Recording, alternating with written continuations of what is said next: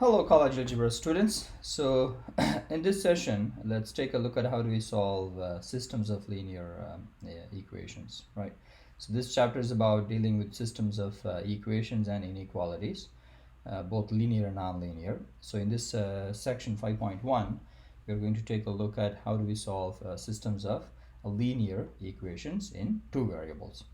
So in general, the equations, the systems of linear equations kind of looks like this, right? It'll look like this.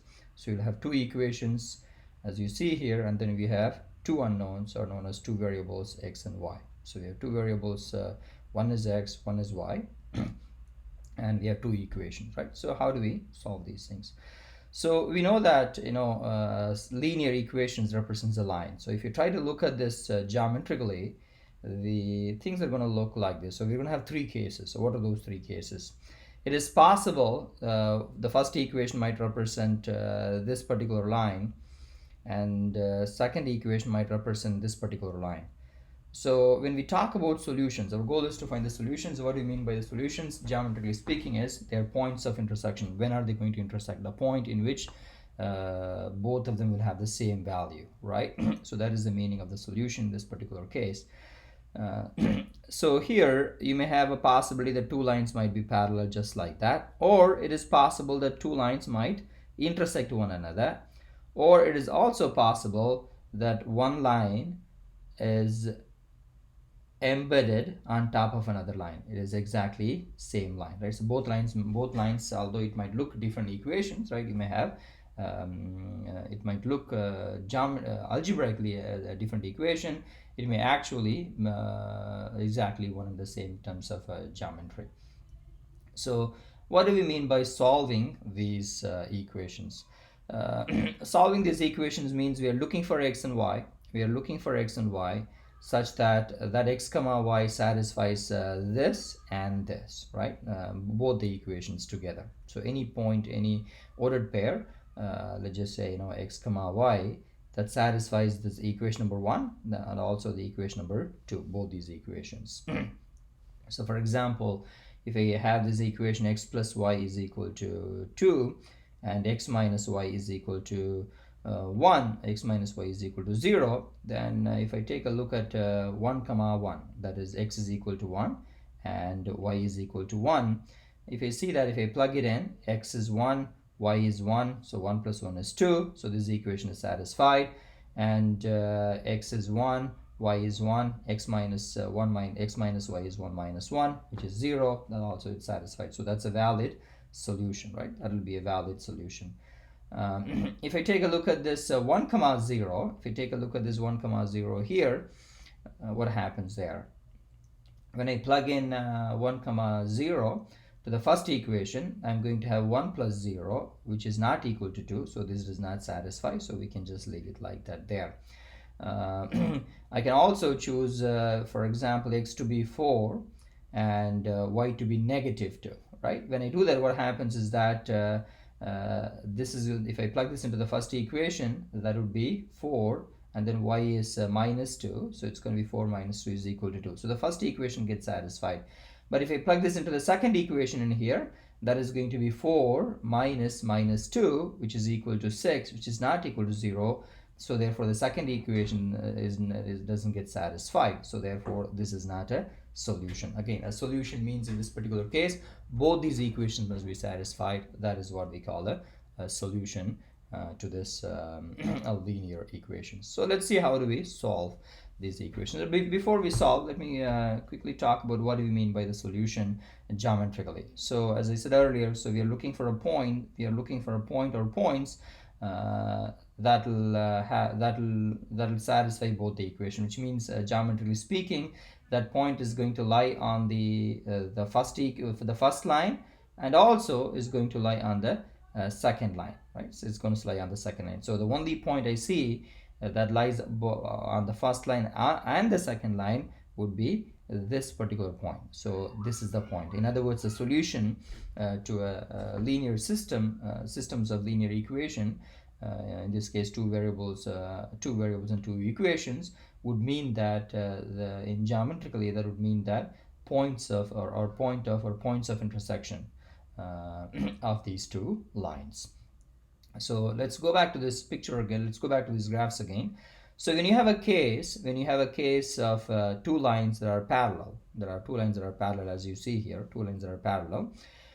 I don't see any points of intersections at all. So this goes like that and this goes like that. They don't intersect at all. So which means that we will never have a solution in a scenario like this, which means if the equations are parallel, then you're not going to have a solution, and this is called inconsistent systems. And then here you have, if you look at the second case, here you have a line 1, here you have a line 2. Here you see there's only one point of intersection, and so therefore this is going to have one solution, and these are called consistent systems, and this is an independent system. And if you take a look at this particular line, the first line is on top of the second line, right? Kind of like, one is on top of the other. So which means that it is intersecting at every single point. So therefore here we are going to have infinite number of solutions. So so we can kind of characterize these two together, whether it has a one solution or infinite number of solutions. You can call them as consistent systems. And these two are two categories, right? Which one, if you have one or unique solution, you call that as the independent system. If you have infinitely many solutions, you call them as a independent solution. In a case, dependent systems.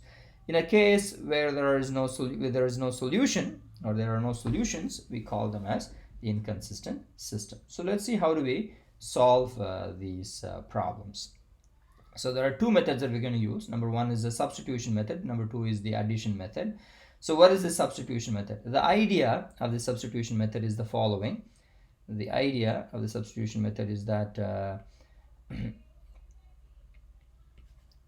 so the following. So what we would do is we would try to extract from any of these equations, either this equation or that equation. You try to extract one variable, or in other words, write one variable in terms of the other variable, right? So you write either x as a function of y, right, some sort of a y, or you write y as a functions of some sort of a function of x, right?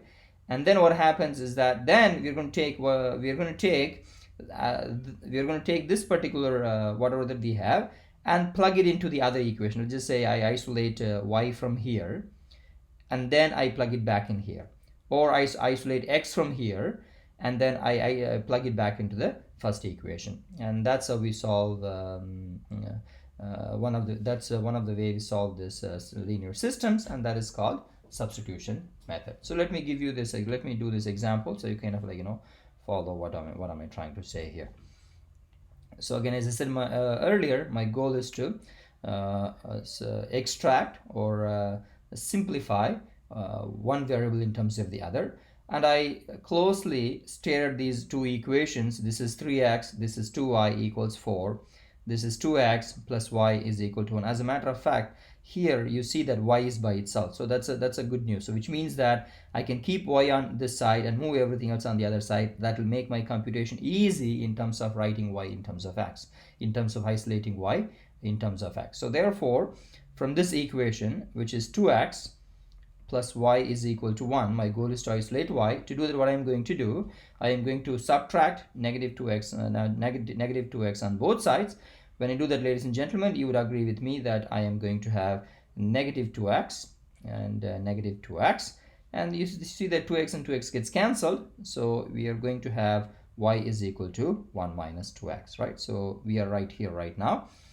We wrote y in terms of x, right? Now what I'm going to do, since I got this from the equation number 2, now I'm going to whatever that I have, I'm going to plug it back into the equation number 1. So substitute. So this is your step 1. So step 2 is to substitute y is equal to 1 minus 2x into equation number 1. When I do that, what happens? So my equation number 1 is 3 times x plus 2 times y is equal to 4. Now what I am going to do, I am going to replace this y by this 1 minus 2x. Let me do that.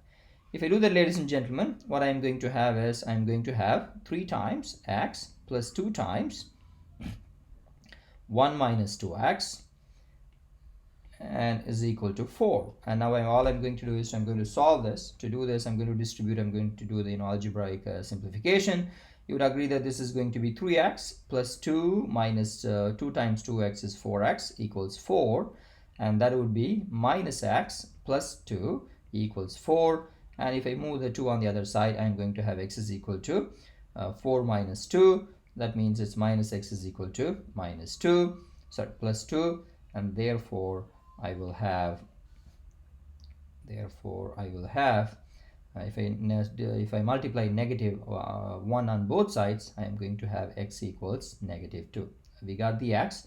We are not done yet. Once we got the x, we have to figure out the y. Y is simpler. Now what do? Use this information, plug it back into your y. When you do that, that's your step 3. So y is going to be 1 minus 2x, and we already know the value of x, so it's going to be 1 minus 2 times negative 2, and that is going to be 1 minus 4, which is going to be plus 4, which is equal to 5. So therefore the ordered pair, the solution that we have here is the ordered pair as negative 2 comma 5. In general, we always have to double check the answer, see if the answer is right. The same way I check them in here, right? The same way I check them in here, you always have to double check. I let you check these things on your own, and yes, this does checks out. You can do it yourself. And this is this is how we solve linear system. This is one of the ways of solving linear systems, and this method is called substitution method. All right, I let you try this on your own. Let me get back to the second method, which is what we call the addition method. So what is this addition method? This is a little bit involved than the other ones. So here what we are going to do, we are going to line up the variables. We're going to write, we're going to keep the x in one place, y in one place, and constant in other places. And then we are going to figure out one of the variable to eliminate, right? It's also known as the elimination method, by the way. And then we're going to do some numerical, arithmetic manipulation to make the coefficients looks like exactly the same on both those equations with the one that you want to be eliminate, and then you're going to kind of add them, and then during the addition process, you're going to see that one of the variable that you want to eliminate is going to be eliminated, and whatever you have, solve the equation that's going to give you one variable. Use that, plug that into another equation and get the value of the other one, and then solve for this and double check your answer, see if it works or not. So I know that I kind of said things in a faster way, so let me go through what do I mean by that step by step in this particular problem, and you will see how to solve these. So the step number 1. So I'm going to line up the variables. Here you see, if you take a look at these equations, it's 2x equals 9 plus 3y, 4y is equal to 8 minus 3x, so it's really not lined up. So I'm going to write x, I'm going to write it in the form of something to do with the x, and then something to do with the y, and then equals some sort of a constant, right? I'm going to write it in that form. So let me do that. So what I have here is I have 2x. I'm going to take this the other side, so this is going to be minus 3y is equal to 9. Here I have 4y, so I'm going to keep the 3x on the other side. When I do that, that is going to be positive 3x, and positive 4y is equal to 8. So now I wrote this, I lined them up, right? Now our goal is to eliminate one of the variable, right? One of the variable by doing addition process. To do that, I think I'm going to now eliminate the x. My goal is to eliminate x by just addition or subtraction, right? So that is the idea. So to do that, what I am going to do, I'm looking at this, I'm staring at this, the x, and here I have a 2x and I have a 3x. If I add them, it doesn't go away. But is there a way I can make these common coefficients, right? I can make them same coefficients. I cannot just simply change that, but what I can do is I can multiply a constant throughout the entire equation. I can multiply a constant through the entire equation. I can multiply another constant throughout the entire equation. So hopefully by doing that, I will have same constants for x, same coefficient for x, and the same coefficient for y. The equation number x in the equation 1, and the same coefficient for the equation, the same coefficient for x in the equation 2 as well, right? So how do we do that? So to do that, I'm looking at what would be the number that will make these two exactly the same. I think the very simplest idea is take a look at 3 and multiply this equation by 3, right? When you do that, you see that this is going to become 6x, right? Now take a look at the 2 and multiply this entire equation by 2. And then you see that this 3 times 2 is 6, right? When you do that. So it seems that by doing that, I will have that. So that's what I'm going to do.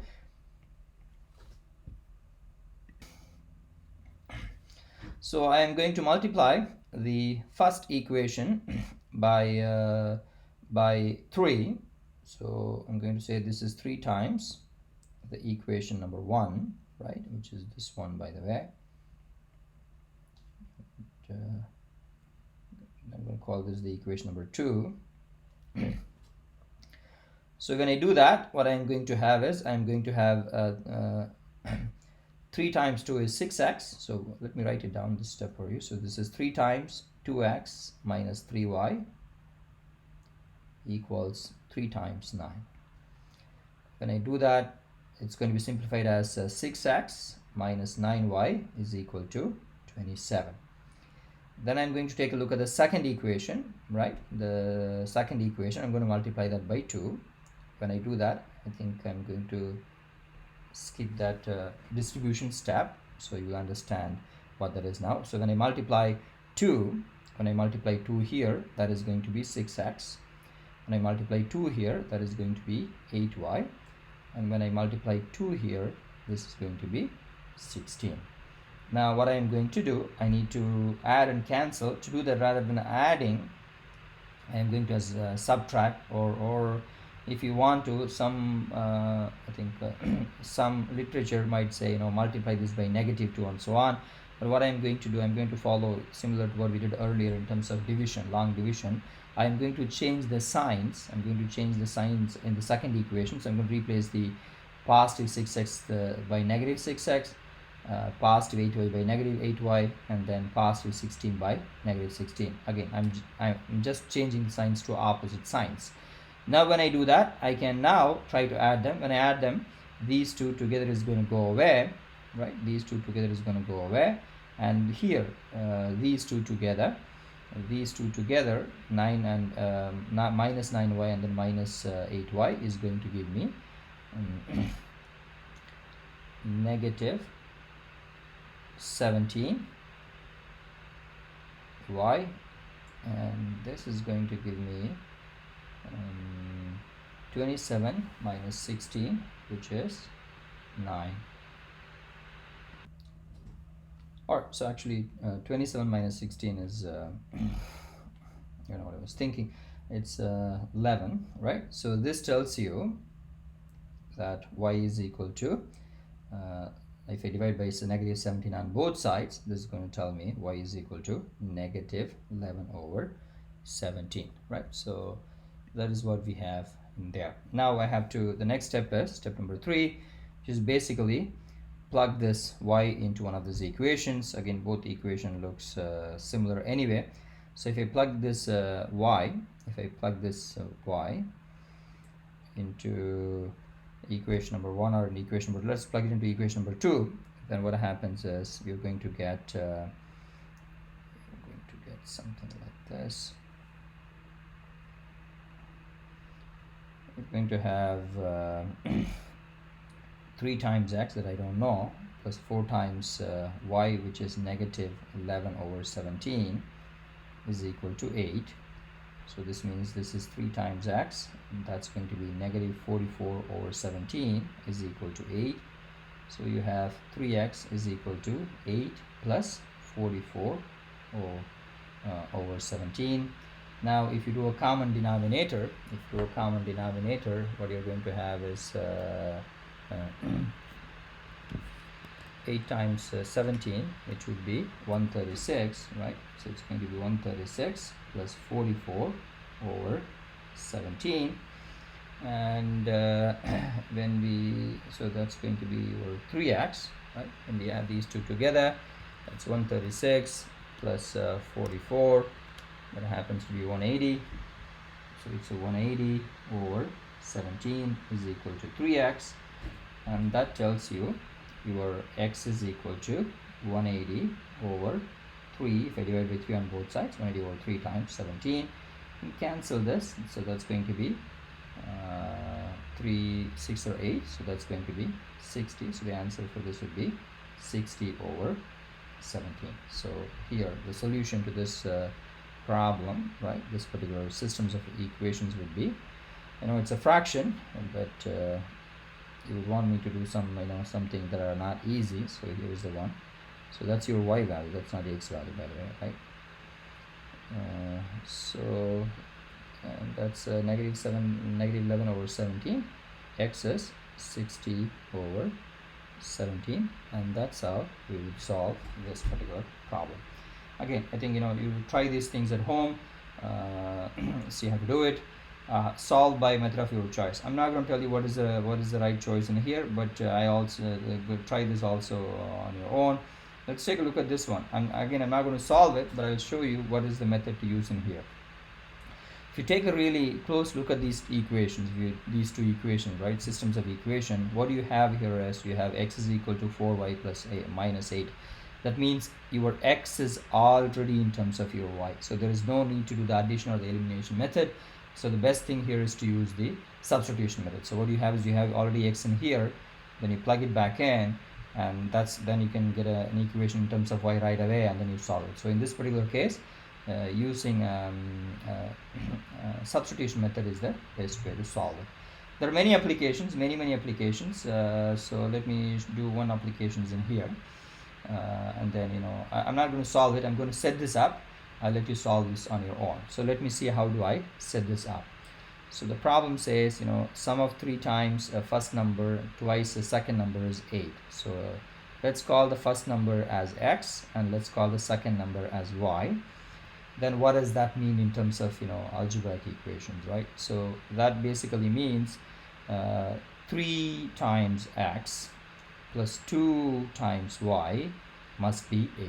That's what the first sentence means. Let's take a look at the second sentence. What does the second sentence say? The second sentence says the second number is subtracted from twice the first. The result is 3. So what does that mean? That means what we have is we have second number is subtracted twice the first, right? So minus y and 2 times x. So second number is subtracted from twice the first, and that happens to be 3. So now we have this equation.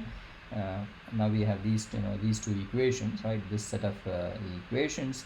So solve this and try to see what are your x and y values are. And now let's take a look at this one. This is a kind of a nice and important problem. So let's take a look at this particular one and see how do we solve it. A company that manufactures shoes has a fixed cost of $300,000. Additionally, it costs $30 to produce each pair of shoes. Shoes are sold at $80 per pair. Write the cost function C of producing X pairs of shoes. Write the revenue function R from the sale of X pairs of shoes. Write the profit function P and find the profit of selling 4,500 pairs of shoes. How many pairs of shoes must be sold for the company to break even? So here's how you find the cost function, right? It's a fixed cost plus cost per unit times the number of unit. Revenue function is price per unit times the number of units. Profit is basically revenue minus cost, so it's going to be R minus C. And the break even is when the revenue is same as the when the revenue is exactly same as the cost. In other words, when the profit is 0, which means you do not make any money, that's the break even point, right? So let's use this information and then see how do we solve it. So let's try to set this up. Let's try to do the part A. Write a cost function C of producing X pairs of shoes. The cost function is the initial cost or the fixed cost, right, or the investment, whatever you want to call it.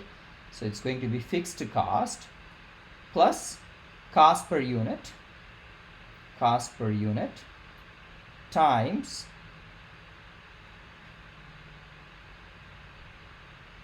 number of unit, right? So number of units. So the fixed cost here is $300,000, right?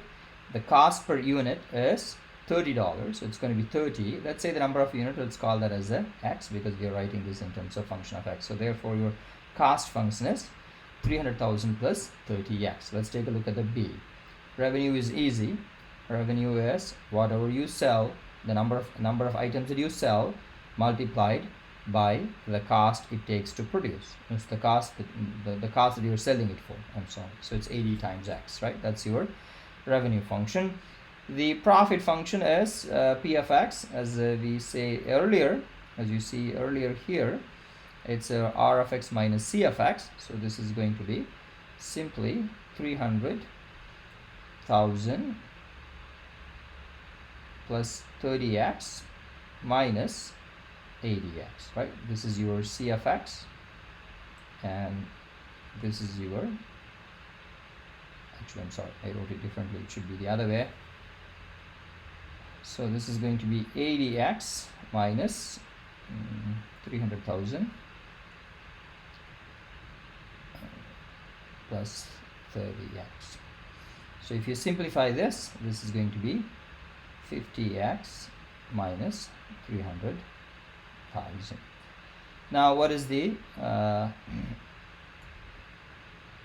break-even point, right? What is the break-even, the number of sales to break-even? So basically you're going to set this equal to 0 and then solve it. So what you're going to do, you're going to set this equation to 0 and then solve for it. When you do that, whatever you get is the break-even point.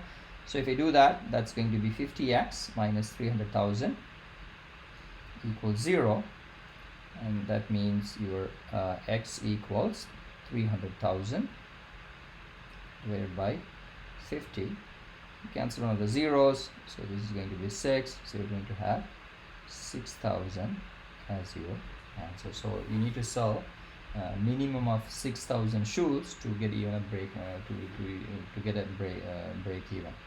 If you sell more than 6,000, you make a profit. If you sell less than 6,000, you lose. You're making a loss. So that's how we solve these problems. In the next section, we will see how do we solve systems of linear equations in 3 variables. I'll see you all later today.